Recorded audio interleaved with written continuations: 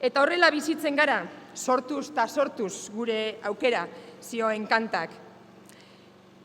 Izen berria, baino ez dekon, eta aurrez aurre dekogun betiko fasismoen aurrean, lauazeta gogoan, marabillaz gogoan, txiki eta otaegi gogoan, Santi eta Josu gogoan, eta fasistek erail eta desagerrarazi nahi izan deusen guztiak gogoan.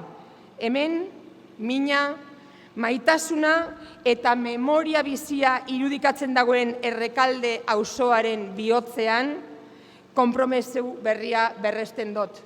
Konpromesu berria berresten dugu. Herri harresi antifascista gure herriaren gotorleku bilakatuko dugu. Askatasuna izea izan zinetelako, askatasuna izea gara. Eta hor badaukagu hitzordua datorren larun batean Bilboko kaleetan. Geurea, Euskal Herri bizia, feminista, euskalduna, sozialista, anitza eta askea dalako. Gora gu eta gutarrak! Gora Santi! Gora Josu!